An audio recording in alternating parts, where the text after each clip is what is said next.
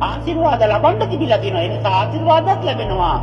දන්වල දන්න තිබිලා තියෙනවා. ඒ නිසා දන් ලැබෙනවා. වළඳනවා. වළඳන බවක් දැනගන්නවා. දැන් යා නිරෝධයටපත් වෙනවා. මේ විශ්ව න්‍යාය ධර්මයේ තුල කරන්න කිසිම දෙයක් නැහැ. හැමදේම කෙරෙනවා.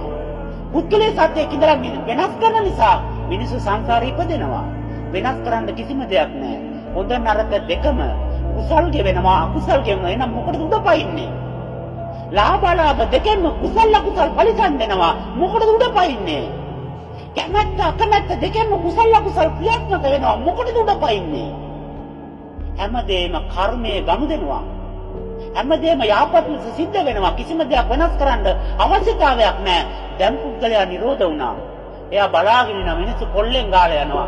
ඔළුවෙන් අත් තියලා බලන ලේත් වෙනවා. බලාගෙන ඉන්නවා. ස්වාමිනී මොකද උනේ? පොල්ලක් වැදුනා. වැදුන බව දැනගත්තා. දැනගත්ත සිටිවිල්ල තියෙන තාක්කල් රිදෙනවා. ඒ නිසා ඒ සිටිවිල්ල අත්හැරියා. කවුද ගැව්වේ මතක නැහැ. සාතන් වහන්සේ. එයා නිරෝධයටපත් වුණා. ඒක ගැන කල්පනා කරන්නේ ඊයේ ගැන දුක් වෙන්නෙත් නැහැ. වෙච්ච දේ ගැන දුක් වෙන්නෙත් නැහැ. ඒක ගැන කල්පනා කරන්නෙත් නැහැ. මේ මොහොත ගැන සතුටු වෙන්නෙත් නැහැ.